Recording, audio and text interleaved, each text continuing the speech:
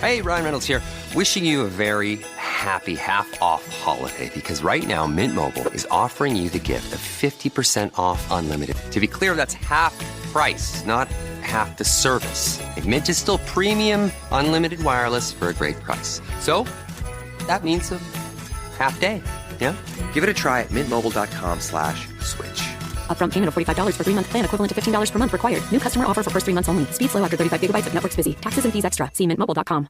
This holiday season, connection with the kids we love is the best gift of all. Right now, kids on average are spending between 5 to 9 hours a day on screens. And studies link heavy use to rising anxiety and depression, with social media being at the center of it all. That's why Gab makes kid-safe phones and watches. No internet, no social media, just the right features for their age. With Gab's Tech in Steps approach, kids get the right tech at the right time. So if a phone is on your child's wish list, make it a Gab, the gift of safe connection. For an exclusive holiday offer, visit gab.com/getgab and use code GETGAB. That's GABB.com/getgab. Gab. Tech in Steps. Independence for them. Peace of mind for you. Hannah Burner, are those the cozy Tommy John pajamas you're buying? Paige DeSorbo, they are Tommy John. And yes, I'm stocking up because they make the best holiday gifts. So generous. Well, I'm a generous girly, especially when it comes to me. So I'm grabbing the softest sleepwear, comfiest underwear, and best fitting loungewear. So nothing for your bestie. Of course, I'm getting my dad, Tommy John. Oh, and you, of course. It's giving holiday gifting made easy. Exactly. Cozy, comfy, everyone's happy. Gift everyone on your list, including yourself, with Tommy John and get 30% off site-wide right now at TommyJohn.com/comfort.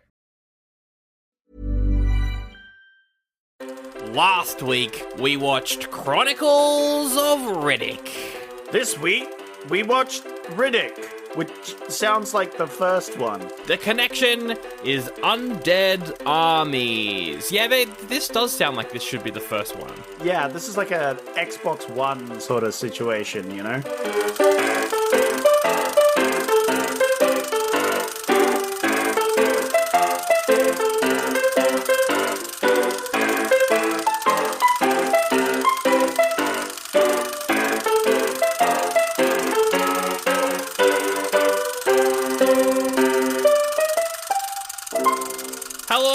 And welcome to the number one Vin Diesel podcast in all of the lands. Oldie but a goodie. Oh, I would wear that badge with honor. Hell yeah, I'd dude. wear that t-shirt. It's a podcast where we watch movies that are whatever we want, but they can be related, but they have to be related to the last movie we did. I used the connection of undead armies to get in between Riddick 2 and 3, because we're doing the trilogy and we're on the last one. My name's Sandro, Zach's my co-host. Yeah, I don't drive electric cars. I drive Vin Diesel. Wow.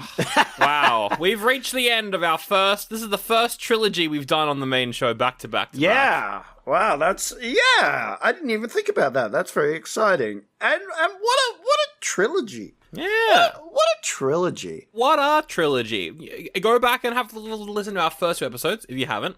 But we're pretty positive. Both those movies. The bell curve on this budget, it was crazy. So low, then so high, then so low. They're right back again. It's impressive. Yet somehow the first one looks better. I don't know what is...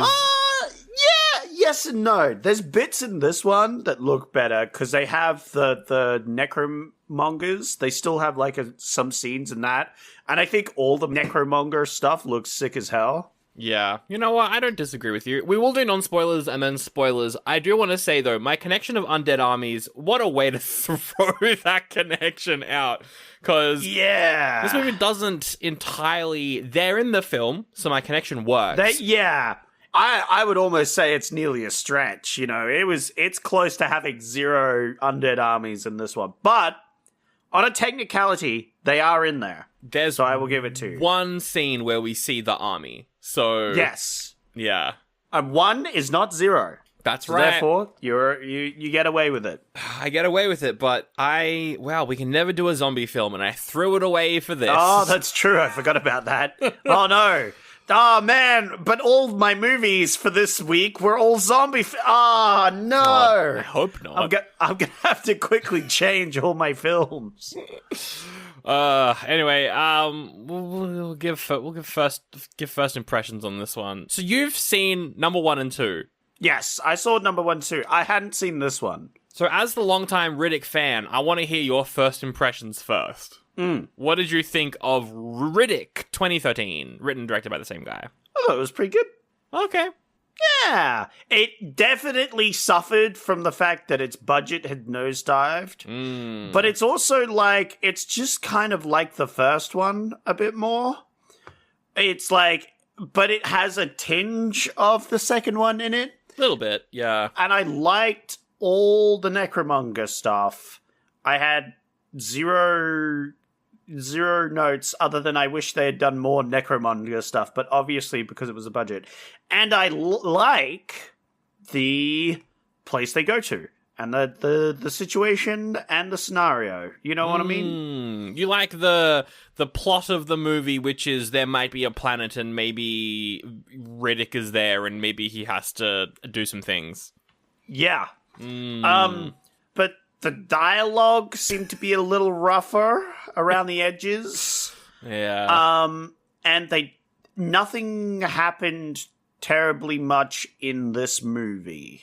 Yeah. It's impressive that this film is called Riddick, yet he gets the least development out of any of these films in the one that's called his name, I feel, personally. Yeah, the development for his character, yeah, but I still think there was moments for his character, and there's a few key bits which are important. Yeah. But I like that this was the movie that preceded the last movie because of the whole, like, I didn't know where this movie was gonna go. Like, where do you go from where they were? I think this film would have been better if it was, like, maybe take 20 minutes of the rest of the movie and put it into just more Necromonger stuff. So we could see, like, that. Because I was really interested in that stuff. I thought that was sick. And, okay. The, Varko somehow looked even better in this one. I don't know. He did, yeah. He's in his Dread era in this one. Carl Urban was Dread around this time, so he looks all dreaded up. He looked good. he looked sick. And Riddick looked fucking awesome in the fucking Necromonger, like, warlord uniform. I was like, whoa, that actually goes really hard, though. That goes really hard.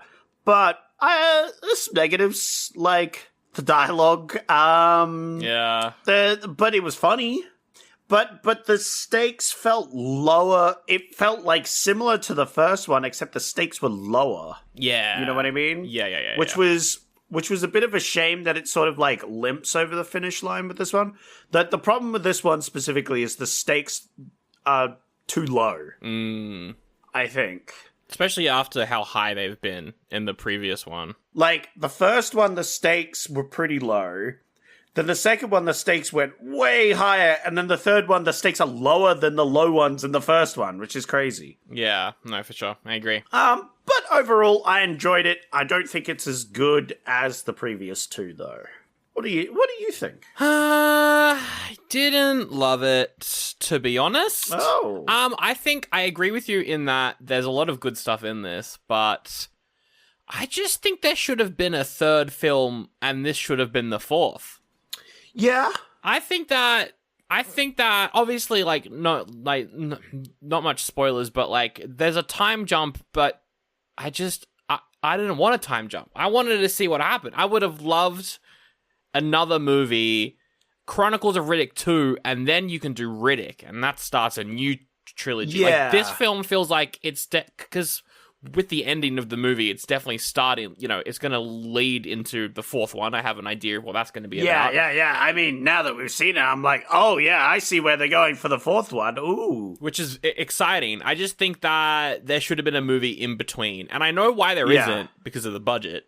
But yeah. Which is a shame. I like some of it. I liked the first, like, half hour a lot. Oh, yeah. It was awesome. Yeah, I think when we're introduced to other characters, I don't really care. Even though some acting's good, some's terrible. Yeah. But I stopped caring. And then at the end, I was like, this is fine. But also, we've seen this already. So, I don't know. Overall, I didn't think it was great.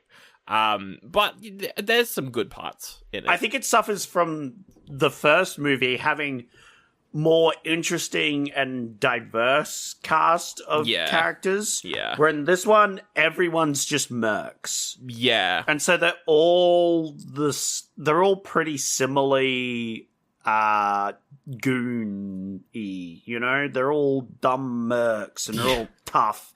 And they all wanna kill Riddick and I'll fuck you up, you know, I'm a tough merc sort of thing. And it's like, and when everyone's like that, there's differences, obviously, because then you've got the sneaky, slimy merc who's like, who's scheming and plotting, and then you've got the tough cop merc who's got to do it by the books, sort of thing, you know.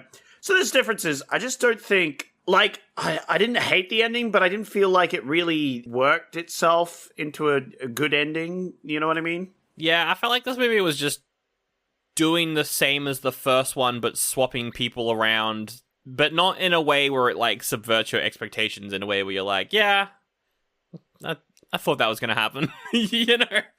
There's some good, like, yeah. Yeah, it kind of does the same thing, yeah. I liked some of the characters, though. I really liked, we got a character called Boss.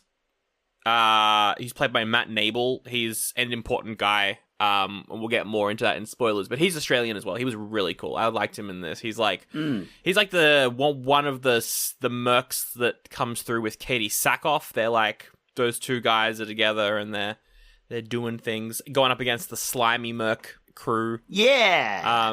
I liked those two. I also liked Dave Bautista. Why is he in this? What's Drax doing there? Yo, Dave Bautista. Yeah, when I saw it on screen, I'm like, hey, yo, let's fucking go, Chief. It's so, because he's a big guy now. I think from Guardians onwards, he started getting main roles. But in this, he's just there. He has like one scene where he cracks a joke, and that's about it. And I'm like, he's around. He does things. He's in several scenes. He's in a few scenes, but he doesn't do much. Like, in terms of, he's just kind of standing there. he gets lines, you know? I liked him in this, though. It was so funny to see him. I don't think he's done a Fast and Furious. I think he's one of the only big guys who hasn't done a Fast and Furious. I think he would fit perfectly in a Fast and Furious movie. Like, just perfectly.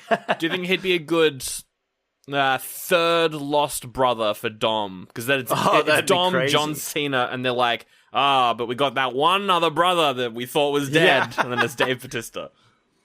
I think I was thinking he would be like a bad guy or an opposing racer or something, you know? I don't know where the movies have gone at this point. They're in outer space, so maybe he's a fucking astronaut for all I fucking know. But like, and then he might be against them at first, but then he joins up with the crew to help them. Yeah. In the end, you know? For sure. Some of the things that I really liked about the movie, though, was the creature design. I think it's an interesting film. I don't think the visual, like the CGI, didn't look great, but there was a lot of practical effects and a lot of practical creatures, and that was all really, really cool. The design for all of them is great. We got like these dogs. We've got these like scorpion. Oh yeah, I loved the design of the planet. Yeah, and the like creative different aliens that they come up with each time.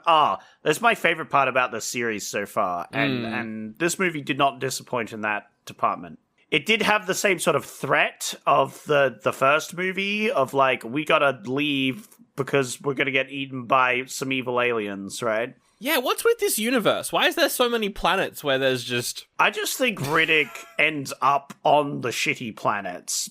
On like, people keep sending him to the shitty planets on purpose. Yeah, I think there's other, like, we see the like city planet where the preacher was living on for a while, and that one was fine. Yeah, it's just Riddick seems to end up on the planet that turns night, and then all these flying bats fly out and eat your face. He ends up on the planet that at daytime everything lights on fire. He ends up on the planet that if you get wet, you get eaten by a scorpion skull thing, right? Exactly. Like, it just happens. He just ends up on these planets. At least in this one, people put him there for a reason. Like, in the first one, it was a fluke. He's like, I accidentally ended up on a dangerous planet. In the second one, it's like, I'm choosing to go to a dangerous planet. And then in this one, it's like, oh no, I've been put here on purpose. Yeah. Well, that's kind of interesting that all three had different reasons. Yeah. But I think in general, like, I think more planets than not would be lethal to, life. Yeah, right? for sure. It just kind of makes sense statistically that most planets would not be very hospitable. And honestly, like, the fact that they even have an atmosphere, I think he's doing pretty well so far. You know what I mean? Yeah, I don't disagree with you. I loved the design of the planet, though. I like how all three planets look very different. Yeah. I think that's a really good, consistent thing that they're doing with this franchise. Because, like, with this movie, it's not doing that much new stuff. So, at least make the planet new, and that's what they did. And, all the creatures are great. It is similar to the first one, though, because it's like another hot... That's true, but this one's more yellow than, like, the whiteness of Australia. Yeah, and it's got more stone structures. It was definitely all about the stone structures, which I appreciated. I just really wanted to see him on a jungle planet, Ooh. I think that would be sick. Get him fighting the Predator or something, I don't know. But, like... Riddick versus Predator, that's such that a would good be idea. Sick. Hell yeah. That would be sick. And then, then they can come up with all sorts of weird jungle creatures for him to fight. He'll probably have to squish a bug at some stage, and it'll be all gooey, and they'll be like, ew. Oh, that'd be so good, yeah. I would absolutely love that, for sure. Do you think that... One thing with Vin Diesel is I feel like there's a certain point in his movies, and I think it's... Yep. Fast and Furious, like, 6 or 7, where his ego takes over the movies. From that point onwards... Every Vin Diesel film is like, it's a Vin Diesel film. He's less an actor, and he's more like just him as a person kind of envelops the whole movie, and it kind of suffocates it. Not in a bad way, sometimes. Sometimes it is, like Triple X3, that was awful, but sometimes, the Fast and Furious films are still kind of fun. But do you think that this movie suffered from that? Because I don't think it did, and I think the reason why is because he actually really likes this. Yeah. I agree. I do think the focus has definitely shifted to Riddick. Yeah. Right? Like, that's the whole series has... That's like the start. The first movie wasn't a Riddick film. It was a film that had Riddick in it. Whereas these two have both been Riddick films. Yeah. And I definitely think he came out a bit stronger in this one than the last two in the Vin Diesel department, but only because of certain things, which I'll get to when we get to them. Yeah, fair. He does have more one-liners in this, I guess, like small stuff like that. Yeah. I just mean, it's at the end. We'll talk about the end. We'll get to the end. But, no, for sure. All right. Well, it's not much to say really else in non-spoilers. Yeah, I think this one's a little bit long, I will say. Ooh, I don't disagree with you, actually. It did drag a bit in the middle. Only because the second one, like, it was 2 hours, but I felt like I could have watched 4 hours of them jam-packing law, just because it felt like there was so much in it. Where in this one, it felt like it was missing little bits here and there. Like, it wasn't quite full to it. That being said, it still filled up the time pretty well, and I enjoyed it for the most part. I just feel like it probably could have been a little shorter. There's definitely about 20 minutes, I think, of, like, Merc stuff that you could probably get rid of. Yeah. And it wouldn't really impact the film too much, to be honest. But yeah. Because it's for trying sure. to make you care about these mercs, but, like, I don't care about these mercs, man. They're fucking mercs, man. They all fucking suck. Once a merc, always a merc. That's right. Or maybe there was a point, I think it's after the second film, where Vin Diesel was like, I want to make a TV show in the Riddick universe that focuses on the mercs. So maybe they took some of that and put it in this, and that's why there's so much merc stuff in this film. That makes sense. Yeah. I mean, the mercs, like, it's not bad. I just feel like they didn't really stand out. Like, each of them had a bit different, which I appreciated, you know? But they didn't really, like, they didn't have the whole, like, heart-to-heart, you know, 5-minute conversations early in the film, which is like, Yeah. this person's a merc, but, like, they only signed up so they could, you know, fund their family back home who is starving. And it's like, this person signed up because they're trying to get away from an assassin that's trying to fucking kill it. You know, like, yeah, just, like, random lore tidbits. It's more like people had a caricature that made them unique amongst the mercs. Yes. And, you know, that's how you distinguish them, and that's about it. You know? Exactly, yeah. Oh, one other thing to mention as well is the gore in this is good. The second one was... yeah! The second one was still pretty gory, but it was like, that was an M-rated, whereas this one goes full R, and that was actually great as well. Yeah. There's one scene in particular where it's the best in the series, I would say. I agree with you. Yeah, because we both know the scene, because it was sick. Yeah. So overall, it's not bad. It's definitely far from bad. It was good. I enjoyed it. It was just not as... I didn't like it as much as the second one. Yeah. Which feels... People like this one more. Well, the critics do, so... Yeah, well, I think this is more like the first one. Yeah. The problem with the second one is it was quite different from the first one. For sure. And so if you liked the first one for the first one, and then came to the second one, and it was just not what you were looking for, Yeah. it would have sucked. Yeah. Whereas this one... It's like, okay, you watch the first one, you're like, okay, this is the tone, and we come in, and this is sort of the same sort of thing. I think maybe that's why I didn't like this one as much, because the first one and the second one are so different that I was expecting the third one to be something completely different. And it was for about half an hour, and then it's just the same thing over and over again. So, you know, I don't know. Are you going to give it an oldie or a goodie, though?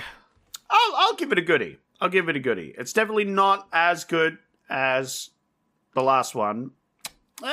I'm still trying to think if it was better than the first one. I don't know. I liked the characters more in the first one. I think the first one is a lot better, yeah. But I still enjoyed this one a lot. I think the first one had, like, really cool, like, cinematography, and, like, the behind-the-scenes part also matched the cool concepts, whereas with this one... it still looked pretty good, so I don't know, but it didn't stand out quite as much for me. I don't know what to give it. I liked a lot of it, but there's a lot in this that just left me, I don't know, kind of cold. I'm like, I don't really care. I felt like I want to watch the next one. I just wish that there was more of the second one. I wish that there was a third one that was just kind of bridged the gap a bit, because going from 2 to this, I was not bored, but definitely disappointed. So I think because I'm disappointed, I am going to go oldie, but it's a high oldie. It's riding that line. I just don't think I think that's valid. I just don't think I can recommend this one compared to the others, because it is just doing the first one again, but I think it's doing it worse. I don't hate you giving it an oldie. I hate you in general, but like fair. I don't hate you giving it an oldie. You know what I mean? Like, I feel like I really would have liked more of the necromongers, as I said. And so, like, a movie in between this, which is all about the necromongers and him trying to navigate the politics and being like, I don't give a shit about this. Yeah. But then maybe Vaco, like, becomes an unlikely ally. That would have been sick. That could be cool. Even just another 30-minute long anime in between would have been something, honestly. Actually, that would have been good. Yeah, a little thing to bridge between, and then we could have some like sick animated necromongers. Oh, that'd be sick. I'd love that. We'd have like a battle. Hell yeah. That'd be awesome. Because of course, Riddick has to like fight someone who's like, "You're not a real necromonger. I'll fight you for the throne." And then he has like a battle, like a duel with one. Oh, that'd be so cool. But he's a young guy, so Riddick's going easy, and he's like making fun of him. Yeah. As they're fighting, you know, he's just kind of toying with him. Yeah. And then eventually he has to, like, kill him. And he's like, I told you shouldn't have done that, you know? That would have been cool. Yeah. That'd be cool. All right, let's do some taglines. Only 2 taglines. Yep. Rule the dark. Ooh. Yeah. I like that, except this film is mostly in the light for a majority of this movie. No one really rules the dark in this one. I guess maybe. Well, I mean, he is the ruler of the dark, but that's not in the film. So Well, you can't call them that, Sandro. Oh. Yeah, that's... I'll give it a...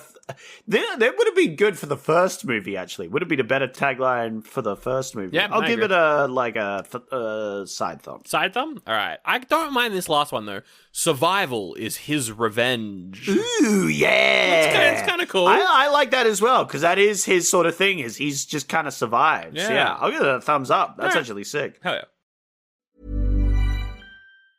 Hey, Ryan Reynolds here for Mint Mobile. You know, one of the perks about having 4 kids that you know about is actually getting a direct line to the big man up north. And this year, he wants you to know the best gift that you can give someone is the gift of Mint Mobile's unlimited wireless for $15 a month. Now, you don't even need to wrap it. Give it a try at mintmobile.com/switch.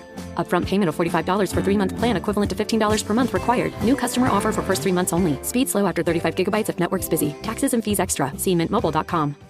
Hannah Burner, are those the cozy Tommy John pajamas you're buying? Paige DeSorbo, they are Tommy John. And yes, I'm stocking up because they make the best holiday gifts.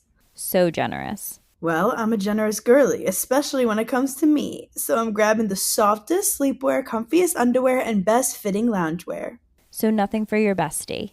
Of course, I'm getting my dad, Tommy John. Oh, and you, of course. It's giving holiday gifting made easy. Exactly. Cozy, comfy, everyone's happy. Gift everyone on your list, including yourself, with Tommy John and get 30% off site-wide right now at TommyJohn.com/comfort. Well, send me to the past and call me Logan. It's time for another ad. My name's Sally McSeller, and I'm here to talk to you about Patreon.com/Oldie Buddy Goodie Pod, where Sandra and Zach are working their way through the X-Men franchise. They're currently in the prequel era, and they review Days of Future Past. It's the time travel one. It's the timelines. Do they make sense? I don't know. Here's a clip. Let's find out. For the future part of the movie, Zach, we've got a lot of mutants who are trying. You mean the start of the movie, not like later on in the movie. You mean the portion of the movie that takes place in the future, not the end of the movie, which we have been talking about, which would be the future part of the movie of like watching the movie, but you're talking about the timeline in which we're in. I'm talking about the parts that take place in 2023, which is the past for us, but when the movie came out, it was the future. Yes. Okay, gotcha. I'm with you now. You can grab that episode right now at patreon.com/Oldie Buddy Goodie Pod. You can get the review of First Class and X-Men Trilogy and Wolverine, all of them. They're there right now. Go get them. Patreon.com/Oldie Buddy Goodie Pod. You can also subscribe and get ad-free episodes for only $1. Don't have to listen to me ever again, screeching my way through an ad. In fact, I bet you wish you could travel back in time. Tell yourself in the past to subscribe to patreon.com/Oldie Buddy Goodie Pod so you don't have to listen to me, Sally McSeller. I'm an American. Yeehaw! Ugh, man. And now we spoil the movie. We're gonna spoil it. There's so much stuff to say. The dog dies! I know, The dog dies! That was so sad. The dog dies! Oh my god. Sorry, I me. couldn't hold back any longer. The doggo! I was so hyped for the Riddick doggo to be part of this franchise. Yeah. I was like, please let him survive. Please let him survive so we can have Riddick and his dog go through the galaxy, because that would be hype. That was the best part of the movie, was that 20-minute sequence where it's just man versus wild and he's raising a dog. I was like, I fucking love this. And then it changed. Yeah, I wish the movie had like ended with him calling the mercs in. And that's how the movie ended. You know what I mean? Be cool, yeah. And so and the entire movie was him survival, but there was other creatures he had to fight. Yeah. there's maybe some human settlements that he has to fight, like, and the whole movie is just surviving on this planet. Yeah. Yeah. And maybe he helps some of the people survive, because that's his MO. For sure. Oh, also, we did mention, we watched the director's cut. So the director's cut actually includes necromonger stuff. The theatrical doesn't include half the necromonger stuff we saw. That whole ending is not in the director's cut. Oh. So, yeah. Interesting. Yeah, no, because I could understand, because half of the necromonger stuff, they just had naked women in the fucking scenes. So that does check out. Yeah. However, I think they were the better parts. Give me more naked women is what I'm really trying to say. Fair. Look, why not? Actually, scratch that. Delete them. Give me more Varko. I just wanted more Varko. That's what I wanted. How about this? Naked undead Varko. Yeah, now we're talking. I want to see Carl's Urban. Ew. Well, is he in the fourth one? Well, we'll see. He has to be, right? one's cast but Riddick. There's not much information. Apparently, it filmed last year, but there's nothing on it. So yeah. We'll see. We'll see. Yeah, I'm excited for the fourth one though. The fourth one is called Riddick Furia. So I wonder what they're doing. Yo, you know what my theory is? Yeah, Furia is in the undead realm. Oh, it's like the center. Yeah, it's like it's stuck in the underverse. Hell and yeah. the only way that Riddick can get to it is to go into the underverse. Yeah. And that's why in this movie he can't find it, right? Is because it's in the underverse and now he has to go in there and save his people. Yeah. All right, let's talk about the plot. So, the start's told out of order, but we'll tell it in order. So, Yep. Riddick, he's the leader of the necromongers. It's been an untold amount of time. At least a couple years. I think it's not been too long. Really? A couple of years? I reckon a couple years. Well, actually, we see John say his son died 10 years ago. So it's 10 years after Pitch Black. Yeah, but Pitch Black happens, 10 years before the second one. I thought it was more like 5. But 5. actually, it's it could in be that period for sure. It might be 5. You're right. So maybe it's 5 Maybe it's another 5 years, yeah. Yeah. Okay. Wow. Yeah. And apparently all he's been doing... Well, we don't really know what the necromongers have been doing, but he's been on the throne and everyone's been trying to kill him, basically. Yeah, which is, obviously that was going to happen. We have some great scenes where, one of the concubines tries to kill him, and it's like, well, yeah, obviously they're going to do that. And he just, he's disappointed because she stabs between the wrong ribs, and he's like, lady, I told you the other ribs, you dumbass, and then kills her. Yeah. And then there's, a good scene where he, throws the blade that stabbed him at Varko and, turns his back on him. And it is, a little tense scene where it's like, is Varko going to stab him? And Varko just kind of tosses it back. Yeah. It's like, Varko's kind of cool now. Indeed. I liked a lot of this stuff. We do get a bit of Varko, and he has this monologue about I remember the first raid I went on with the necromongers, and it was your planet, Riddick, and I killed a bunch of you. I killed so many of you guys. And Riddick's like, well, then you must know where my planet is. And he's like, ooh, don't know. Girl never tells. Yeah. And then they get some random other dude with a lot of scars, and he's like, I'm trustworthy. I'll take you, Riddick, to your planet. Don't worry, boss. Yeah. I won't try and kill you. Yeah, he takes Riddick to the wrong planet. Was that Varko's plan? It doesn't seem like that was Varko's plan. That seems like that was that other guy's plan.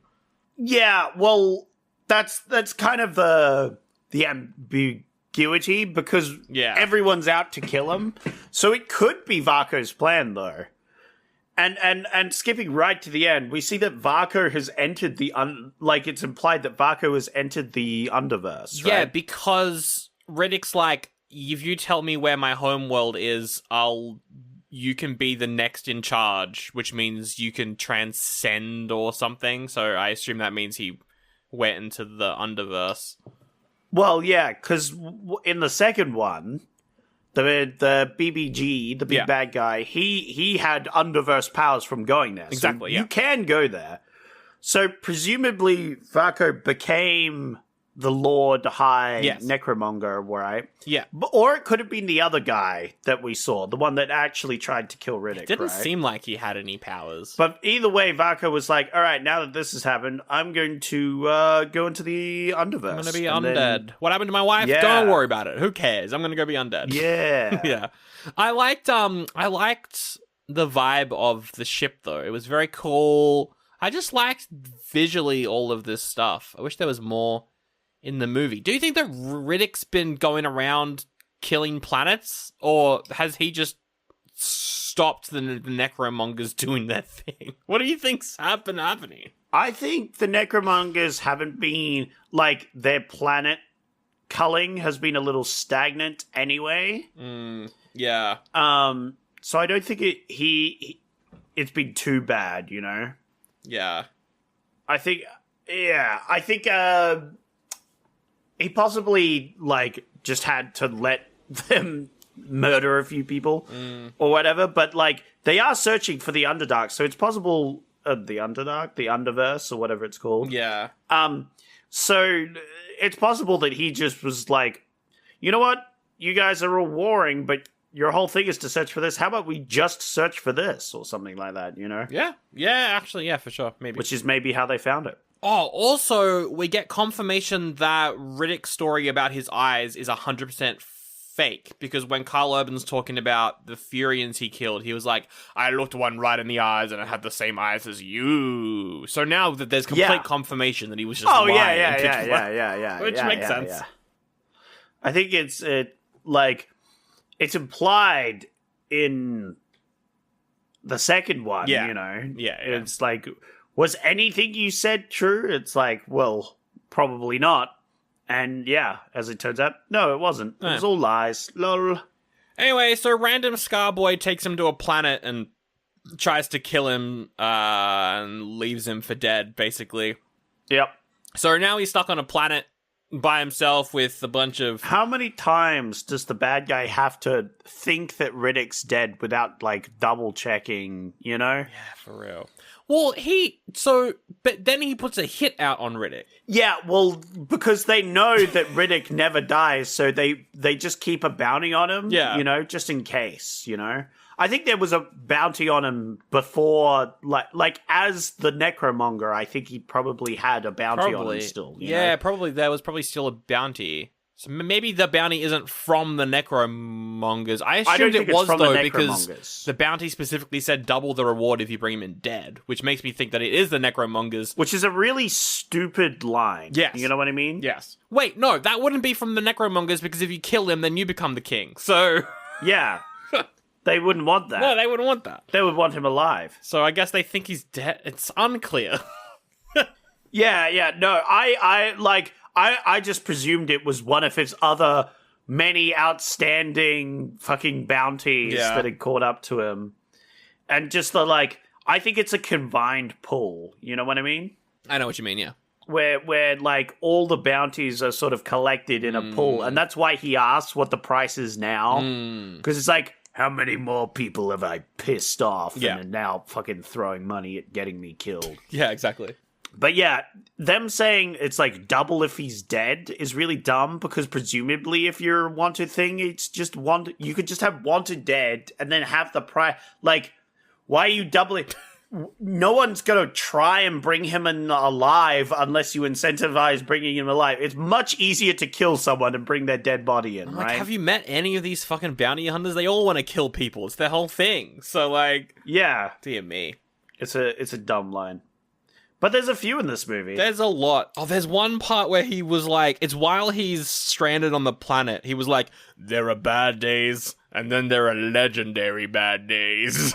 Yeah. It's like, what the fuck, dude? There's some very silly lines in this film. So silly. But we get a 30-minute Man versus Wild episode, but instead of Bear Grylls, it's Vin Diesel. And that was sick. So this is... I want the whole movie to be this. He doesn't talk, really. I just want this to be the whole film. Yeah, it was sick. And if the film was more like this, it would have been great, you know? Because it's like, yeah, he wakes up, he's on this fucking desolate planet, he's like... He's got a broken leg, so he has to, like, twist his leg into place. And then there's these fucking dingo doggos that show up. So he jumps into the water.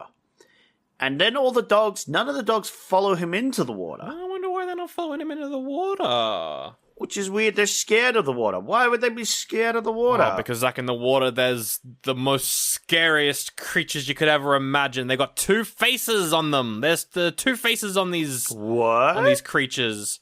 They're, like, scorpion, snake-type creatures. No, they're not, Sandro. No, they're not?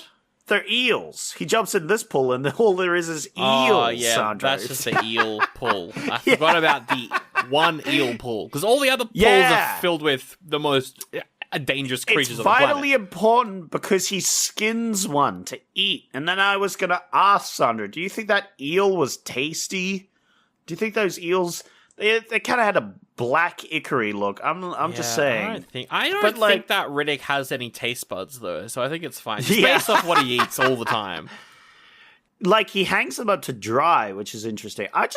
You ever look at a piece of something that someone's eating in a film and be like, I wonder what that would taste like, you know what I mean? Like, in the movie or on set? Because on the set, it's probably just like a sausage. No, No, somehow I wasn't thinking about the on-set one. I meant in-movie, actually. I bet it tastes like bloody chicken, mate. Yeah. No, I don't think it would. Because although it is interesting you bring that up, right? Because in scenes where people are eating, you have to do, like, several takes of that scene, right? Yeah. So, for example, when I think Vin Diesel does, like, bite into this eel meat and, like, rip it off, right? Yeah, I think that's on screen. Yeah. So he would have had to do that, like, 4 or 5 times for the filming, right? Yeah. That's it. That's my point. That's like, your point? He just would have had to eat it. Yeah, I don't know. I don't have anything to add to that. I mean, usually they spit it out for, like, immediately after. There's always, like, a spit bucket. Sometimes they would eat it, but... So you're saying the eel didn't tast good because he spat it out. Yeah, exactly. Yeah, exactly. But yeah, he gets a doggo paparino, dango paparino. Yeah, he gets a puppy. He makes the puppy immune to the scorpions by vaccinating the puppy and then doing it to himself. And I'm like, this film is pro-vax. That's true, actually. I don't know if Vin Diesel is, but this film definitely is. So there we go. This is a pro-vax LGBTQ plus definitely not icon. a pro. It's definitely not a pro LGBT. I would say it's pretty pro. I don't know. He turns a lesbian straight, apparently. We'll get to that at the end of the movie. That was like my one thing that I was saying, like Vin Diesel's influence. It's like, of course he gets the girl, but it's like, what? Why? That was not earned in any way. Like, they barely interacted, and he was just a sex pest. Yeah, he just kept harassing her. That's her whole... Yeah. Katie Sackhoff is such a good actor, and she has good moments in this, but for the majority of this film, she's just getting sexually harassed. Yeah. Well, she's getting sexually harassed, and then she beats the shit out of people. And I was like, hell yeah. Go get him, woman. And then right at the end, she's like, actually, I'm going to fuck Riddick. And I'm like, what? Why? Yeah, don't do that. I guess she's just horny, but like, I don't good know, lord. Man. What a terrible, stupid ending. But yeah, he gets a dog. He gets a dog. And I hate to break it to you, but I think he was also just testing the poison to see if it would kill the dog. Yeah. Because if it kills the dog, he doesn't use it on himself, right? That's true, but he does come to love the dog as a friend. I loved all of the scenes with him and the dog. I was like, this is, again, make this the whole movie. Just, because that would make sense as to why it's called Riddick, because it's just Riddick. And that's why I'm saying right at the end there, that's when they call in the mercs, right?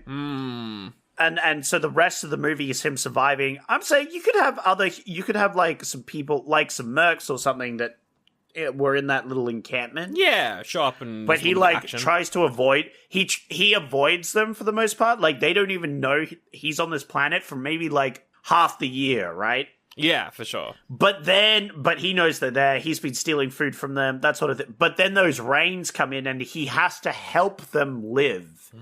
And that's when he interacts with them. But then they figure out who he is and then they try and kill him. That could work. Or some of them do.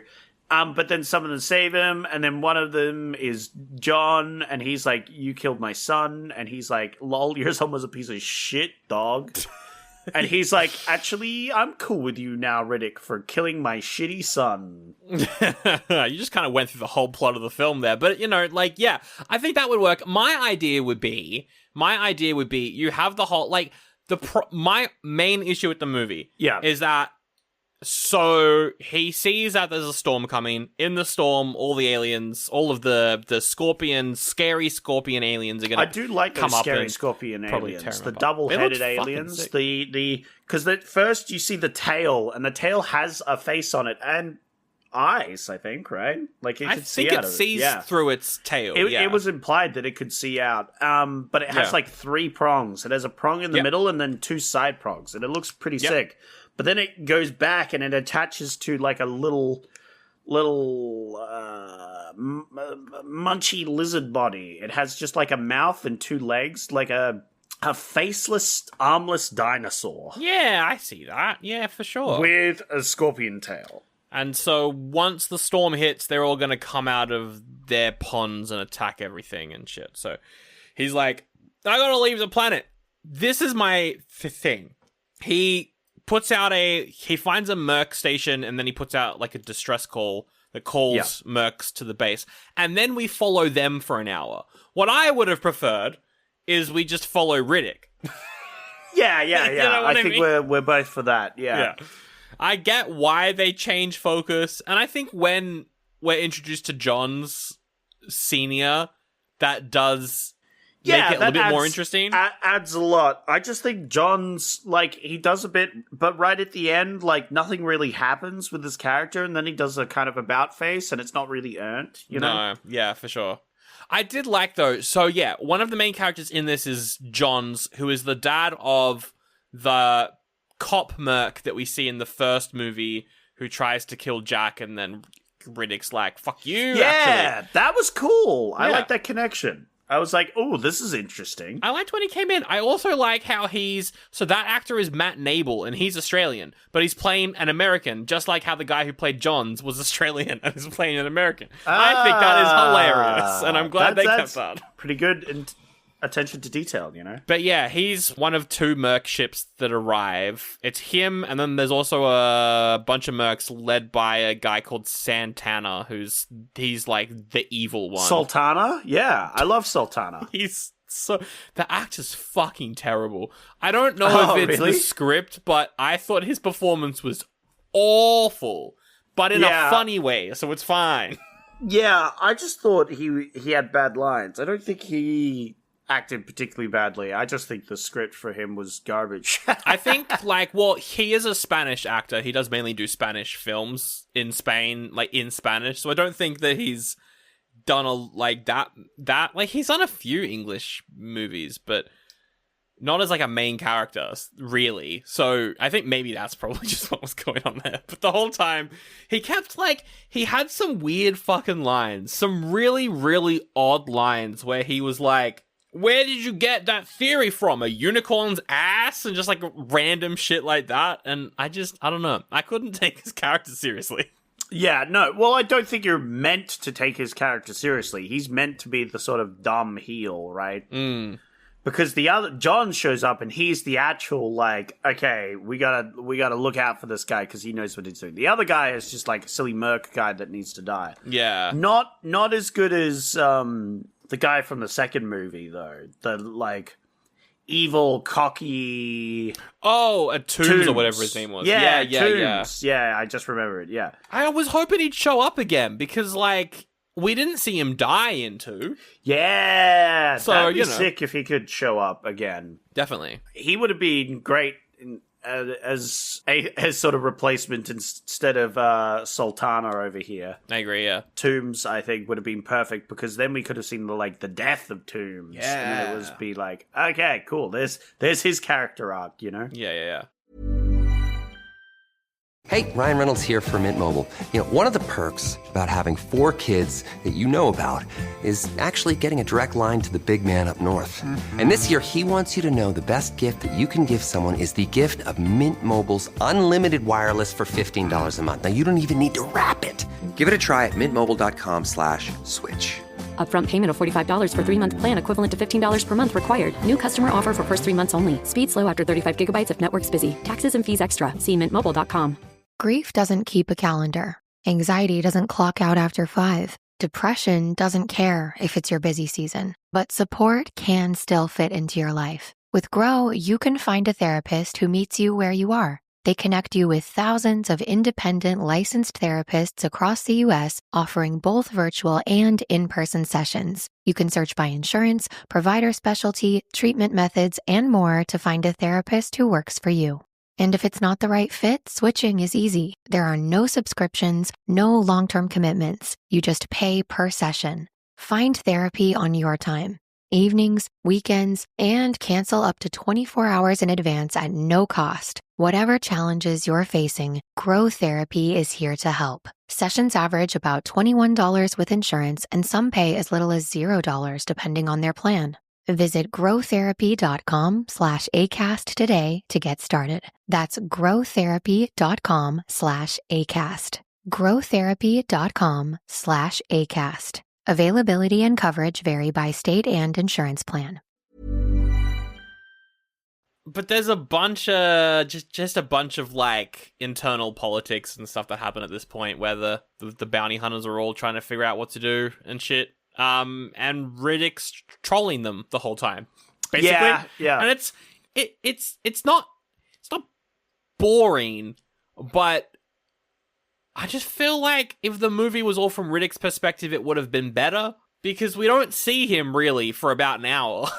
I think there is bits which are quite good, like when he steals the razor, it was dumb because it's the whole scene about perving, and then the fucking guy tries to fucking sexually assault. Oh, yeah. That was but the whole reason it's there is so you hate the character, so when he dies, it's more fun. I love when they do that. Yeah. Yeah, and then, but I liked him, stalking them, messing with them, having his dog mess with them, although... Yeah, I liked that as well. He was definitely putting the dog in a lot of danger there, which was a bit sad for the doggo. And then the doggo goes out like a chump, and I was like, no! For real. Sultana's the one that kills him? Come on! I'm we already have enough reason to hate him. 1, he's trying to assault Katie Sackhoff. 2, he had a sex slave in his ship that he shot. Yeah. That's the introduction to his character. I'm oh my God, this guy. And then you get him to kill the dog? I'm come on. We hate this guy so much. You're trying a bit too hard to make us hate him at this point. But we do get quite a good death on him, though. Oh, the death on him maybe one of the phenomenal. best in the series. There's a point, they kidnap Riddick and tie him up. Because they hit him with 4 separate horse tranquilizers, yeah. I think. Yeah, exactly. And he kills Santana with a machete? Yeah. But he only, he kicks it into Santana because he's still tied up. He tells them, when you free me, I'm going to kill you, within 5 seconds using your machete. Yeah. And then the guy, they have to free him because they need to get the energy cores back. We'll get to that in a second. But then the other guy tries to kill him with the machete, so he knocks it out of his hand as he's trying to kill him. Fucking kicks it, bounces on a foot like a soccer ball, and there's a machete, and then he fucking kicks it across the room, and he kicks it so hard that the machete flies across the room and manages to cleanly slice the guy's head in half. Yeah, it does. And then he kicks over the box that the guy was carrying around to put Riddick's head in, and half the head falls in there, and I'm like, hell yeah. That was pretty fucking cool. I really liked that whole part. That was really cool. It was sick. Yeah. Speaking of the batteries before, to make sure Riddick doesn't steal one of their ships and leaves, they take out 2, like, power cores. Yeah, because there's 2 ships, so that they take out one from each ship. And then they lock it in an explosive cabinet. Yeah. And this is the dumbest plot in this film is then Riddick writes something on the door of the explosive container, right? It says fair trade or whatever. And then because they're just freaking out because some of them have died, they are so paranoid that Riddick has messed with the bomb. The explosive. On the thing. So there's like a 20-minute scene of them arguing whether or not Riddick's done anything, and then they just unlock it and figure he hadn't done anything. Yeah, but they've unlocked it, so then he steals them. But so then he comes and he steals them because they unlocked. It's like, why didn't they just relock it again? Yeah, I liked how he tricks them into opening it to steal them. I thought that was a fun idea. Yeah. But that scene, you're not even joking. It goes on for 20 minutes. It's so long. And it's so dumb on their part. They really just screw the pooch. He is just Batman now, though. That's as true, well, actually. which is crazy. Yeah, you're right. I love how he, like, goes in and fucking interrogates one of them and then just leaves. Yeah, you know? yeah. And the guy's like, Riddick was here. You know? But yeah, he takes the power cores and then he buries them out in the planet. And so when it starts to rain and they're like, oh, we actually do need your help, so we'll let you go. He's like, we gotta go and get the cores. So that they get on space motorbikes and they go to get the cores. It's him. It's John's and it's Dave Bautista. And guess what? Dave Bautista tries to kill him, so they have to kill Dave Bautista. And we finally get Vin Diesel versus Dave Bautista on screen! Yo, and that was crazy, because Dave Bautista grabs him from behind and, like, lifts the full-grown man by his back of his arms. Yeah. But then Vin Diesel, he's, like, stretching out his arms, he's pushing against him, he, like, flings himself over, grabs the fucking super blade, which we see him make before. I love the blade he made. It's, like, just a machete, but, like, embedded into a bone to make a giant switchblade. That was really cool. I liked all the weapon designs in this as well. They had, like, torch rifles at one point. Yeah. They looked fucking sick. They were really sick. I like when they fired the, like, electrical pulses they sent out. And they have the, the Cyclops thing that was spotting things off in the distance. Yeah, they have like a robot radar kind of thing. Yeah. Yeah, that like warns them. I loved the sound design of that thing. It was like boo whenever it went off. It was sick. I was like, hell yeah. Yeah. And it was, for the most part, it just did nothing or was freaking the fuck out. Yeah. Which was great. Basically just a device for Riddick to mess with them. Yeah, I did note there was a couple of, like, there's handguns, which just look like pistols. That's true. But they shoot lasers. They go pew, pew, pew. And I was like, yeah, that's a classic sci-fi, you know. We love some lasers. It's just a gun. So he kills Dave Bautista by machete to the neck, chops his neck up. That was We get some cool, like, space motorbike scenes around this. They looked... I thought the design of them was cool, but them riding through the planet looked like shit. I thought it was fine. There was one scene where he goes off a cliff. Well, he goes past some aliens and he, like, flips his bike around and, like, uses the afterburner on their face to, like, cook them. I thought that was fun. It was alright. I think... Yeah. It didn't look good, though. Yeah, it didn't look amazing. Also, the soundtrack for, like, those moments was kind of lame, and it took me out of it a little bit. I thought the score of this film was not very good. So whenever it was trying to be, like, dramatic, it was, like, really kind of run-of-the-mill video game music. It didn't really stand out to me. Again, the budget of this is tiny, so I'm not surprised. So he kills Dave Bautista, and so John's like, you saved my life, right? Yeah, I think so. Like, it's not very clear that Johns is having this like turnabout where he realizes that Vin is good, right? I think this is the scene where where Riddick tells Johns about his son and how his son wasn't actually a good person and tried to kill a kid. Oh yeah, they have that on the way. Yeah. But it's just like, I don't know why Johns at the end is like nice to Riddick. I don't know why he cares. Yeah, I presume it's in the scene. It's implied that he's like, by killing Strax over here, you know, he's kind of saved both of them, so John owes him one, you know. Yeah. And then they fight their way out with the aliens. So I guess he's like buddying with Vin at this point, because Riddick gets stabbed. Oh my god! By one of the aliens, and he gets like a big bone spike embedded in his ribs. Yeah. So then Johns leaves him to die and takes the power core. Yeah, takes the power core. And he essentially does what I thought Riddick was going to do in the first one, but never ends up doing it, right? Yeah. I think it's interesting because I'm disappointed in this movie because it's just the first one again. But I liked this moment because it's the first one but reversed, where Riddick's the guy who's left, and then Johns takes the power core. We think he's just going to leave, but then he comes back. I like that switcheroo. It was a pretty good switcheroo. Yeah, I just wish they had found a way to make Riddick have done more for them. You know what I mean? Yeah. Where they actually cared a bit more for him. They realized he was on their side, sort of thing, you know. Yeah, definitely. And it became a, like, Mercs on Riddick's side versus Mercs against Riddick's side. Yeah. Which it kind of was, but I wish there was more of that, you know? I think, you know what they should have done? What? A third Merc ship. Oh, a third Merc ship? And then you get the trifecta. You have the dirty Mercs here for the money. You have John's Mercs, whatever. Yeah.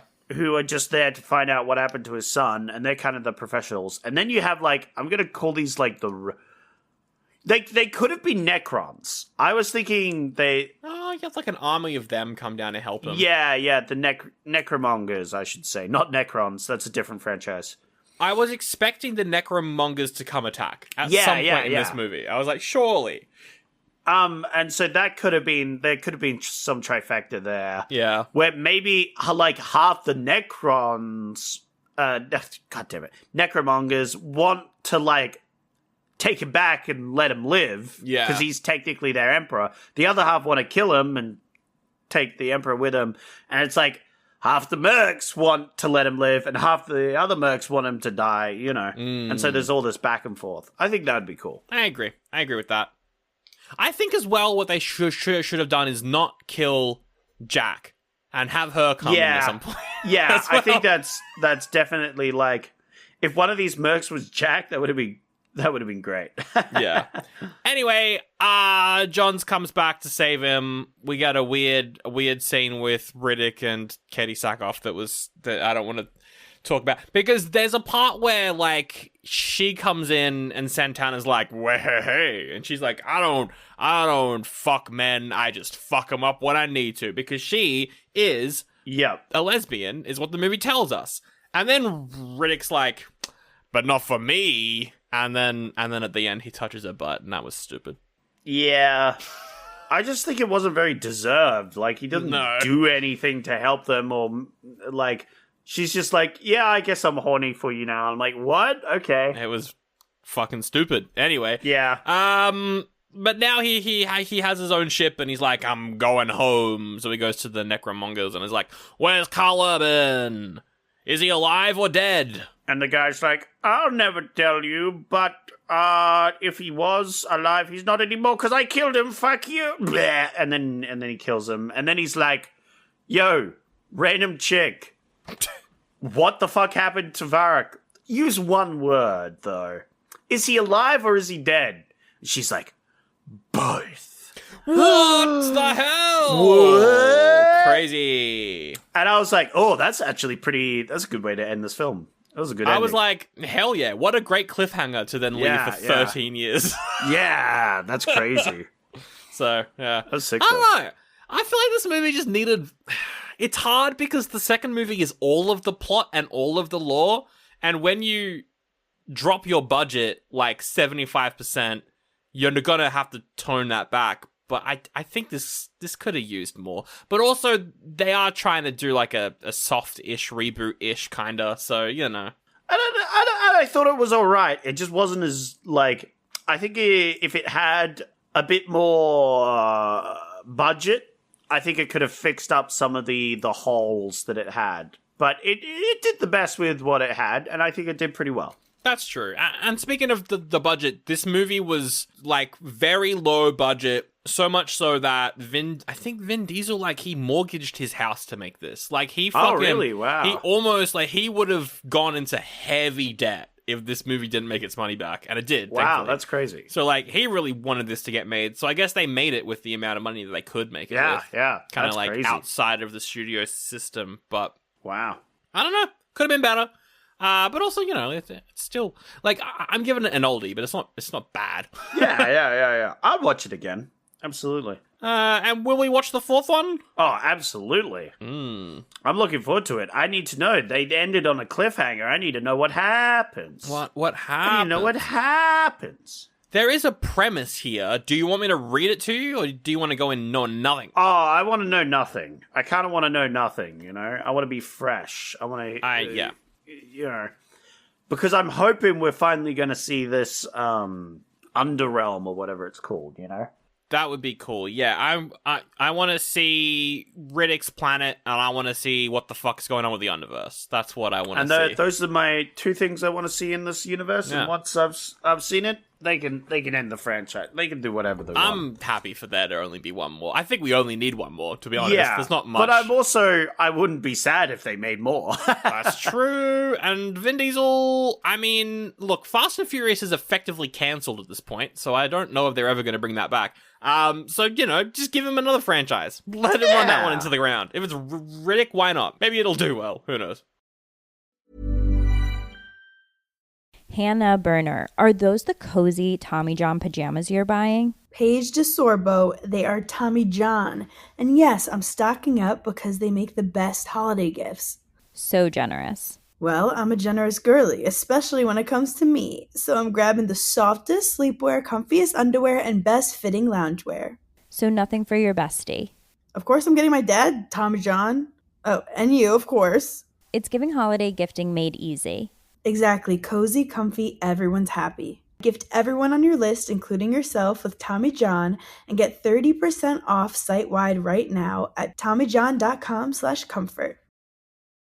This holiday season, connection with the kids we love is the best gift of all. Right now, kids on average are spending between 5 to 9 hours a day on screens. And studies link heavy use to rising anxiety and depression, with social media being at the center of it all. That's why Gab makes kid-safe phones and watches. No internet, no social media, just the right features for their age. With Gab's Tech in Steps approach, kids get the right tech at the right time. So if a phone is on your child's wish list, make it a Gab, the gift of safe connection. For an exclusive holiday offer, visit gab.com/getgab and use code GETGAB. That's GABB.com/getgab.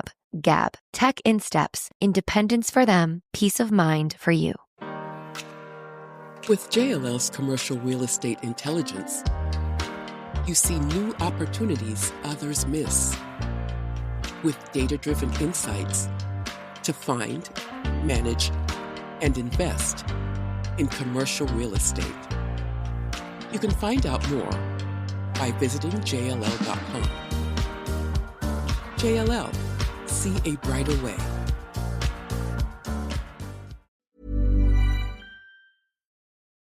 Alrighty, Sandra. Hello. It's time for no one's favorite part of the podcast, where I get reviews from the two best review sites on planet Earth.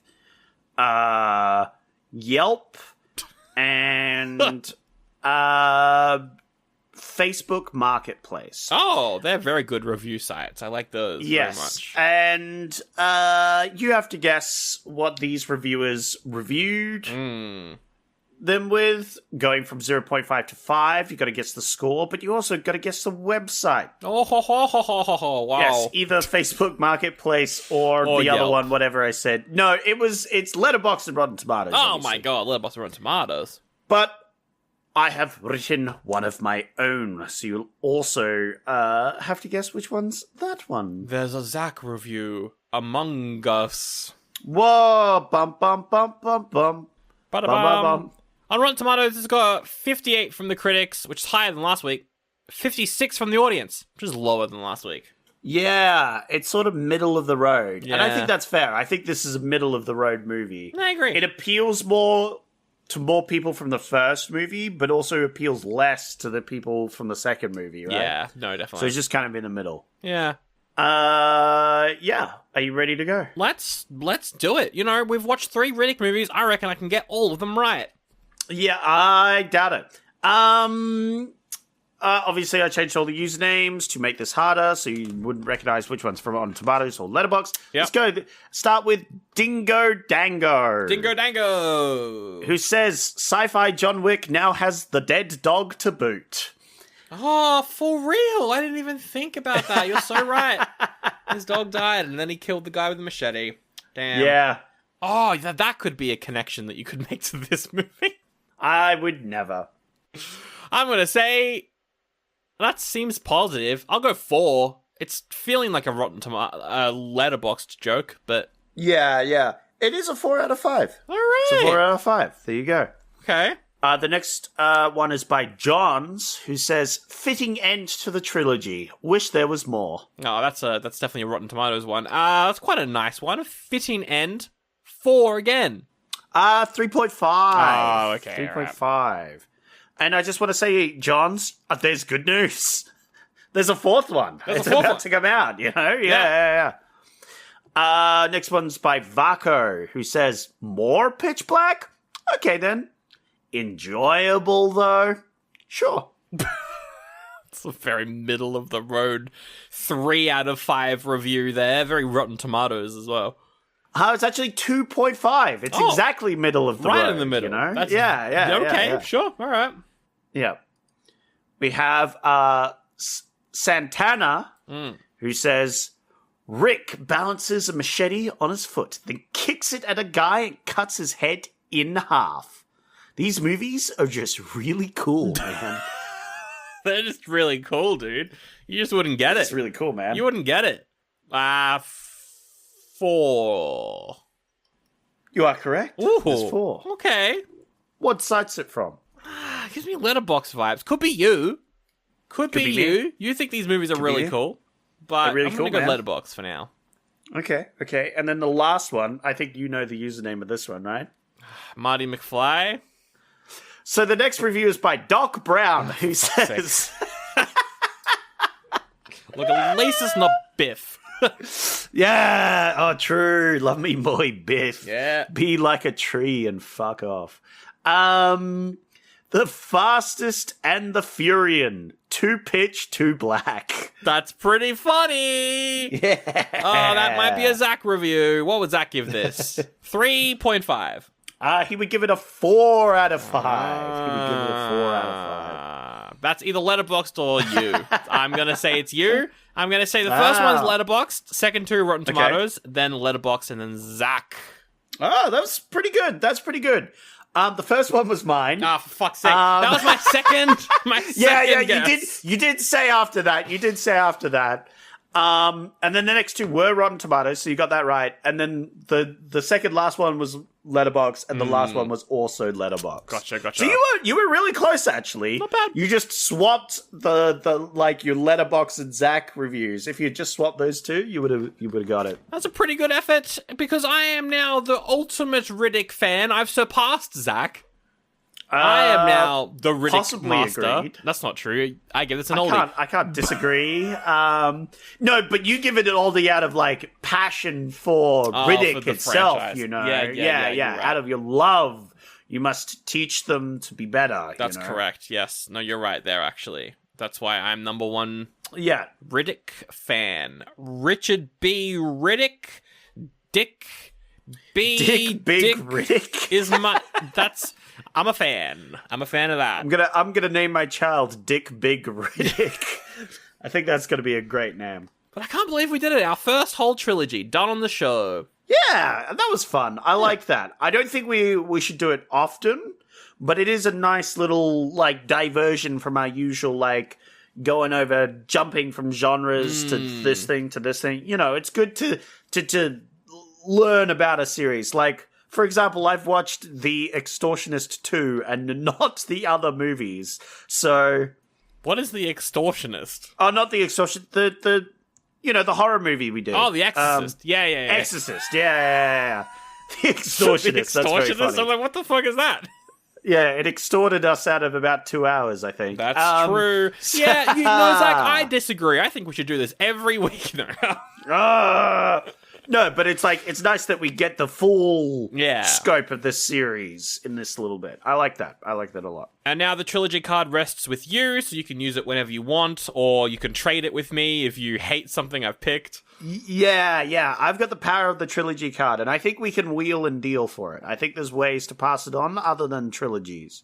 But that is the inherent value of it. Exactly. But we'll find out what you've picked in a little bit. You could have picked a trilogy. However, the middle one has to be a Christmas movie by our rules. So we'll see if you've done that or not. Yeah. So, well, I may spoil it. I'm saving my trilogy card. I'm saving it. Saving it for the new year. Yeah, I'm saving it for the new year because I have some plans, some ideas. There might be a week where you have the choice between all trilogy movies. I love this idea. I'm excited. Yeah. That will all be revealed shortly, but right now, Zach, I've got to plug some things. Oh, plugging? The plug-in that if you like the show, go plug this into your friends' ear holes. That'll help. Whoa, that'd be great. Also, you could leave a comment on the YouTubes or the Patreons or wherever you want to contact us, Facebook even. Facebook. Like, you can leave comments on Spotify episodes now. It's great. Or say some mean words. Yeah. Oh, that's true. That's right. Say some mean words. I love our episode of Crossfire Trail. It gets so many bad comments from old men who love Westerns. It's very funny. Yeah. Never-ending source of hilarity. I thought I liked that one in the end. We called it racist, but we did enjoy it. Yeah. I thought that one was good. Yeah. Oh. Hilarious. There's also patreon.com/oldiebuddygoodypod if you've got some spare money. You want to get some ad-free episodes and some bonus episodes. Zach, we spent 2 hours complaining about the time travel and the X-Men timeline of Days of Future Past. Even though I thought it was a pretty good movie, we did a very long Patreon episode talking about the chronology of the franchise, because that movie is kind of fucked. All I'm saying is time travel is not something you just put in any old movie, and you should make sure you don't fuck everything up. Well, they didn't, and then did. So, well, in one of the timelines, they definitely did. Oh my god, yes. If you want to hear two nerds map out the entire canon of the X-Men movies, that is the episode where we do it. I mean, if they're listening to this and got into the end of this, which is probably the end of the trilogy of Riddicks that they've listened to, they probably do want to. You know what? That's fair. Check it out. We'd appreciate it. Yeah, patreon.com/oldiebuddygoodypod. Check that out. Very, very much appreciate everyone who goes there. All right, Zach, let's. What are we doing next week? All right, Sandro. Well, you've done it several times, and I want to have a crack at it, you know? A crack at what? Vin Diesel. I mean, the picking of the movies. We're gonna do the pick'ems, the gimmies, all the things. But how it's gonna work is I have 5 movies. Oh, golly gosh. 5 whole movies. Okay. And I'm going to give you ideas, clues, and other things about them. And I'm gonna give you like 1 to 5. And then you gotta give points. You gotta give 3 points. You gotta give 2 points. You gotta give 1 point. You're taking the game that I made, which was based off the game that you made, but now you're doing the game that I made that's based off your game. Exactly. Whoa. And it's just gonna go back and forth. Do you have a name for this game? Is there a name? I like to call it Bingo Bango. Bingo Bango! It's time for everyone's favorite part of the show. It's called Bingo Bango. That's canon now. We have to call it Bingo Bango from here on out. The show's going to go on break for about 6 weeks very soon after Christmas. Yeah. We've got to write it down somewhere so that we keep calling it Bingo Bango next year. Don't worry, I know what to do. Obviously, I'm going to give you hints, but not tell you which, and I'm going to mix it up each time. Whichever gets the most points wins. Yeah, because usually we can get a good idea of the movie because we're like, this movie is this and this, but with this one, it's just randomized, so we don't get a good idea. Yeah. You have no idea. All right, hit me. All right. So, what would you like first? Oh, genre. Genre's a good way to start. Genres. Okay. Do I do both the genres or just one? I've been doing one, and then the other genre as a separate one. Yeah. That's what I do. Yeah, one first, and then maybe another one. Yeah. Okay. I'm gonna give you action. Action.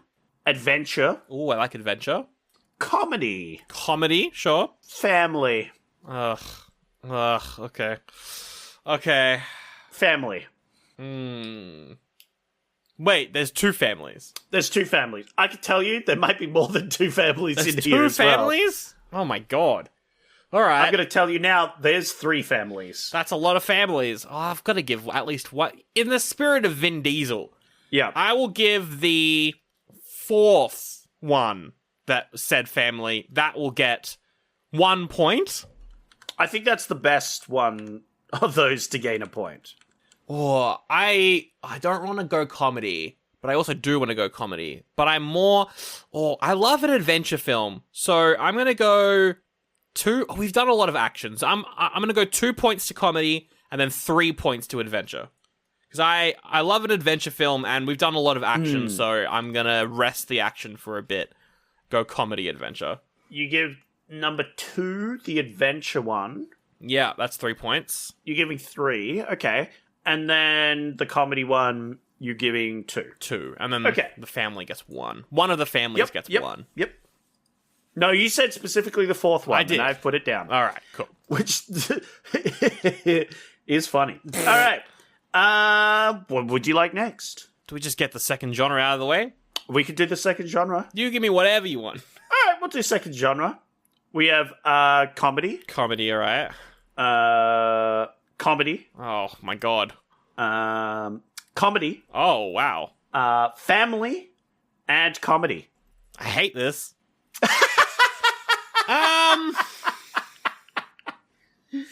Okay, give the second comedy 1 point. The second one? Good. Give family 2 points. Family 2 points. Just in the spirit of Vin Diesel. Oh, my. In the spirit of Vin Diesel. Let's Okay. give family 2 points. And then, lucky last, that last comedy can get the 3 points. The last comedy can get 3 points. Yeah. Interesting. All right. It's a bit more spread out. Right. There is a clear winner so far. Oh, no. Next one. I'm going to give you actors. I'm feeling actors now. Sounds good. First off, I'm going to give you J.K. Simmons. Oh, I love Mr. J.K. Simmons. Yeah, J.K. Simmons is a good one. Wonderful. Second one, I'm going to give you Josh Hutcherson. Oh, Mr. Peter. Dress myself up. I like to make cakes, but I make myself look like a rock. Bit of Josh Hutcherson. Okay. Then I've got Post Malone. Ew. Hey, don't diss my boy Post Malone. He plays Magic the Gathering. Does he? Yeah. That's very funny. He bought like the One Ring, I think. Oh, okay. In the end. Yeah, like the very expensive One Ring card. Like, hell yeah. He's a big fan. Then we have Kurt Russell. Oh, yes, Mr. Russell. Yeah. Who, what was he? He was in The Thing. He's the guy. The Thing? Is he the one from Tron, or is he the other guy? I always forget which one's Kurt Russell and which one's the one from Tron. He's not the one from Tron, I think. He's not the one. I'm fairly certain the other one is the one from Tron, but they look very similar. And then finally, I have John Leguizamo. Oh, Luigi. Yeah. These are some good... He's a great actor. These are some good guys you've got here. This is great because of the whole, like, reorganizing of everything. I don't have to worry about giving you, like, a really good actor to really throw the things, because it's just like, I get to pick whoever, and you don't know which one's which. Man, Post Malone is throwing me... Look, I like Rockstar. I like Psycho. I like his second album. I think when he went country, I don't give a fuck. But yeah, but you know, it's people are allowed to explore genres. You know, have a bit of fun with it. And I know that he's in a few movies. I don't think I've watched any of them. So that would be. I'm actually thinking I might just do it. I might just give Mr. Post Malone 1 point. Oh, I thought you were going to give him the 3 points. No. I was like, hell yeah, 3 points. Let's go. Okay, 1 point. 1 I guess. point for Post Malone. Oh, I do love Josh Hutcherson. Oh, I love him in Five Nights at Freddy's, and just for the opportunity to do Five Nights at Freddy's is worth him getting my second. So okay, so you're going to give him 2 points. So then it's between J.K. Simmons, who I love, Kurt Russell, who I love, and John Leguizamo, who I love. Who I love. Who you love. He was the clown in Spawn, which does make me feel like I should. But because he's such a wild card, I honestly think I might give him the 3. Ooh, that's a good choice. I rate it. But I honestly don't think I can go past J.K. Simmons. That's the thing. Ooh, you want some J.K. Simmons? I want J.K. Simmons, give him 3. Wow. Yeah. Okay. Yeah, wow, that's big. I love Kurt Russell as well, but, you know, it's J.K. Simmons. Ooh. Come on. Okay, it's getting a little tight, a little close. Damn, that's a shame. What would you like next? Ones I do are like taglines, but I feel like that's going to give it away a little bit too much. So I'm going to ask. Yeah, I don't want to do taglines. I'm going to veto taglines. Okay, all these movies are mercs, and they're trying to kill Riddick. How does Riddick kill these movies? Okay. The first one I'll do, that one is hammer death. He gets like a hammer and he just smashes open a dude's skull. You know, it's very graphic. Blood everywhere. Okay, hell yeah. Yeah. They have like a fight, maybe. You know. Yeah. Where they run out of bullets and then have to go into melee sort of thing or something like that. Second one, vehicular manslaughter. Oh, okay, yeah, gets smashed by a car or something. Well, not necessarily any old vehicle. It could be a space bicycle thingy, you know, just dies by a vehicle, you know? You drive something into All right, them. hell yeah. How gory is it? Like, is it a mess? Or is it clean? I think we don't see it. I think for this one, it's like, no, but it's like, It like cuts to them, they like turn, they go wide-eyed, and then you get the okay. No, you brought me back around. Yeah, and then it's like, we don't come back to them again, but it's implied that they just got absolutely annihilated, you know? Yeah. Third one, I'm thinking, it's him, like, tossing them to whatever alien they're fighting, and the alien, like, murders them. Like, they have a battle, and he's about to get the upper hand, but he, like, trips him, and then one of the aliens comes in and, like, eats him. I like when that happens in the movies. That's a good one. Yeah. This one, I'm gonna say they have, like, a buddy-buddy where they think they're friends, and at the last minute, the merc tries to betray him. But the merc, like, accidentally takes himself out, you know? Oh, betrayal. Yeah, the betrayal, but like Vin Diesel, like, and then Vin Diesel tries to save them, maybe, but they get their comeuppance. All right. And then the last one, I don't even know if he kills the Smirk. I think he likes this Merc. I think he lets this Merc live. Friends with the Merc. This is. Yeah, he befriends this Merc. The Merc. Kind of like the guys that he escaped the prison with in that. Exactly. Yeah. This Merc gets to live because they're actually, like, pretty decent. That's pretty cool, actually. And you know what? I'm going to give that one point. I'm going to give he becomes friends with the Merc a point. I like that. That's a good twist on what I was saying. It stood out. Yeah. It's very cool. I'm going to give Hammer Death a 2. because I love a good old-fashioned clobbering. Okay. And then for number 3, I love when he just tosses a guy to an alien. So I'll go for the toss into an alien one. Ooh. Yeah. That's the 3er. Oh wow, that puts someone else into the lead. Oh, that's a shame. Oh, well, we still got one more though. One more. And my last question is, this movie featured a dog, an alien dog. Yes. What dogs would these movies be? Alien or just like a regular breed of human dog? What dogs are these movies? Okay. All right. I got first one. I got a Chihuahua. I got a Chihuahua for you. Little Chihuahua. All right. Little Chihuahua. Yeah. Not even an alien one. It's just a regular Chihuahua. Yep. Oh, I'm gonna say it's a red Chihuahua. It's like clearly like just evil little Chihuahua. Evil red Chihuahua. That makes me way more interested in this dog. Yeah. The second one is like a giant like fuzzy like bear dog thing. Like it's just a dog, but it's like big. It's like nearly the size of like a shipping crate or something, you know. Whoa. It's just like a big old dog. That's crazy. Okay, yeah, sure. Yeah, mega mastiff. I'm gonna say this one's like a alien. Like this is an alien dog that like is very vicious. You know what? This one's the alien dogs that are in the second movie in the prison. This is the prison dog ones. Yeah, these are the prison dogs. Okay. For sure. Yeah, I like those. Yeah. These are they were like reptile dogs. They're really cool. Yeah. That's exactly the sort of dog I'm looking for. Hell yeah.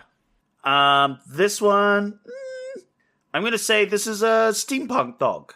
This is a dog it's not a real dog. It's like a robot, but it's made of steampunk. It's a coal-powered dog. Hell yeah. Okay. Yes. Awesome. And then the last one is it's a Labrador. Oh. It's a Labrador. No, I'm just gonna pass that one, actually, unfortunately. I'm not selling that one great, I feel, which is a shame, because I would really like to see this, but I have to say the spat. It's just facts. I'm gonna say it's an albino Labrador. Sure. There you go. It's still not getting any points from me, though. That's not gonna get But any it's slightly points. cooler. I love the prison dogs from Riddick 2, so I'm gonna give that one 1 point. It stands out. Nice. That evil red Chihuahua, I love it. I don't know whether I give that or steampunk dog the 3. I don't know which one. Ooh. I'm just picturing this like evil red. It's like, what's the name of Clifford? It's like Clifford mixed with Jabba's little salacious bee crumb alien. Yeah, salacious Star Wars. bee dog. Which makes me his name. So yeah, give that one 3. Give steampunk 2. Ooh. Okay.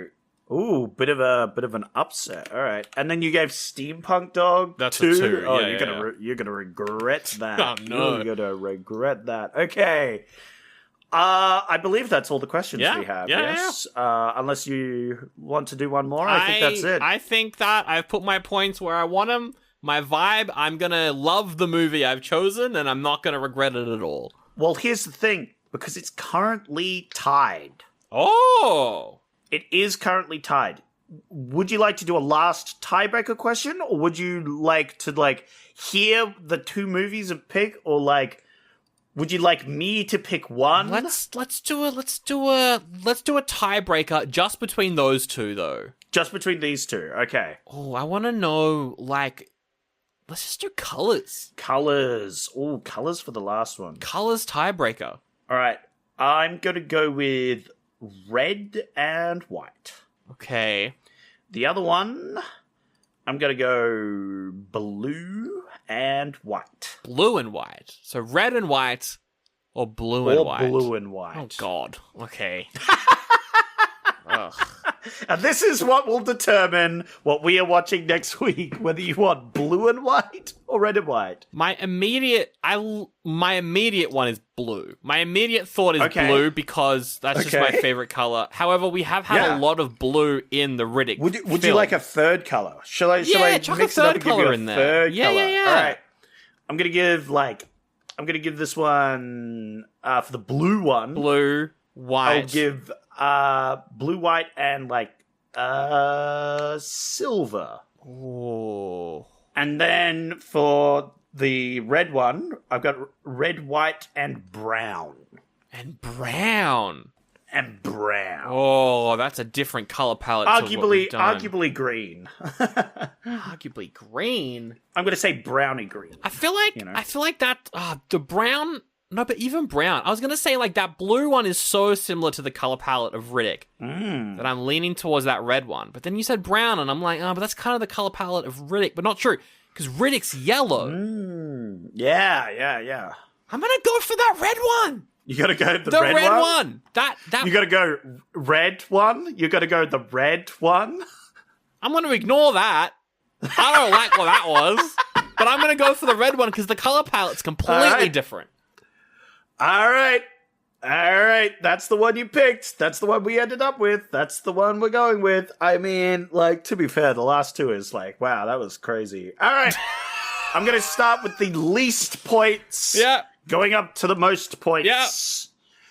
Yeah. At the least points with 1 point. Oof. Was Kurt Russell's The Christmas Chronicles. Why are you doing Christmas movies? Okay. The Christmas Chronicles. Because it's the Christmas season. This is in December, right? That's so funny because the whatever movies I'm picking off of your one has to be Christmas because of our rules, because that's Christmas week. But you're setting it up for me with that one right there. Yeah, I think I saw the first half hour of that when it came out. It was fine.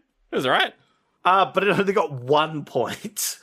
What did I give it? Oh, for Kurt? No, not for Kurt Russell. No, I can't. I think it was for family or comedy. Oh, or one of those. the random ones. Yeah, for sure. Gotcha. Yeah. And this is 1 point. What's the next one? Oh, the next one is Dear Santa. What is that? Is that Jack Black one? Yeah, it is the Jack Black one. These are very recent films. This is very unlike you. Oh yes, I mixed it up. That was the demonic Chihuahua. You did give that one 3 points at one point. Because he's Santa, because someone sends him a letter, but it goes to Satan. Yeah. That sounds fun. That does sound fun. It looks silly. Yeah. What's your connection, by the way, with... Oh, sorry. Yeah. Let me go back to the first one. The connection was befriending others. It's not a stretch. It makes sense. Because he befriends the kids befriend Santa, probably, and... Yeah. Befriending strangers or something, yeah. Yeah. For Dear Santa, I had Anti-Hero. Yeah. Or you could have it more. You could have it more specifically being a guy who everyone thinks is bad. I like that. Oh, that's what Post Malone's in. He plays himself. What the fuck? Yes, he plays himself in Dear Santa. Yeah. So that one got some points for that one. Yeah. Number one, who came third, was Violent Night. Oh, I've seen that. That's a fun time. Yeah. Which is, your classic, evil Santa, Violent Night sort of thing. Looks fun. Has John Leguizamo. Yeah, he's the bad guy, yeah. Yeah. It could be good. Good. There's a sequel coming out next year to that one, so... All right. And time for the final two, which I think the two that you would hate the most, out of all of these. So far, the last two. I don't... no. Dear Santa would be fun, and Violent Night is a good time, so... I think we would have liked all the ones. I think you are going to hate that these two are the top ones. What came second? Can you guess what came second? Okay, so they're all Christmas movies. Yes. So if I'm gonna hate it, it's not Die Hard. No. Because that's, whether or not it's a Christmas movie is besides the point. Yeah. What's a Christmas movie that I hate? Is it The Polar Express? It is the Polar Express. That the came Polar Express. second? You were this close to picking blue for Polar Express. You were on the cusp of picking the Polar Express. God, I hate that movie with a passion. And we were so close. I'm almost sad that we're not doing that one. I think that one would have been better to do. What's your connection with that one? Right. I didn't do Violent Night. Violent Night is a lot of murder. Lots of murder. That's the same as Indiscriminate Casualties. That's the same connection as that. Nope. That's different. I don't Different know. words. Okay. How about let me look at the Could images. be anti-hero as well, because he's kind of... Yeah. Exceedingly violent. Exceedingly violent. Kidnapping? Kidnapping. There's kidnapping in both movies. Kidnapping. There you go. Kidnapping was my connection there, obviously. And Polar Express was imaginary machinery. You've done wacky machinery already, so what's the difference? That's not imaginary. What's the difference? Fantasy. Fantasy machinery. It's a bit of a stretch, but it didn't get picked, so it's fine. And then finally, you picked the red-colored one. Yes. You called it the red one. Can you guess what this movie's called? The red one? No, it's Red One. The movie Red One. What the fuck is Red? Oh, fuck's sake. Featuring Dwayne Johnson, Chris Evans, J.K. Simmons. Oh, that's the J.K. Simmons one. Red One, yeah. What the fuck was this about? Someone tried... Oh, yeah, I remember this. I wanted to watch this as a joke last year. This is so new. That's so funny. Yeah! I picked a whole bunch of modern Christmas films that I hadn't seen because I was like, you know what, I'll pick a modern Christmas, you know? Yeah, modern Christmas. Oh my god, I can't believe you picked... Red One? I didn't pick it. We're reviewing Red One next year. It was very funny when you said, I'll pick the red one. And I'm like, the red one? And you did. You picked the red one. Wow. A supervillain tries to kidnap Santa, and then some spies have to get him back or something? Hell yeah. What's your connection? Let's do Bold Boy. Bold Boy? Bold Boy. Because that is one that you want to save, because there's a lot of great bold actors out there.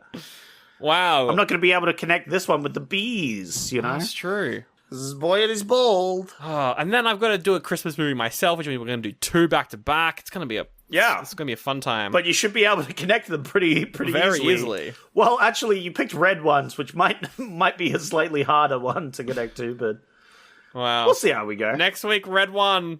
Oh god, Red One. Oh my god, sir, you should feel ashamed. No, this sounds good. Hell yeah.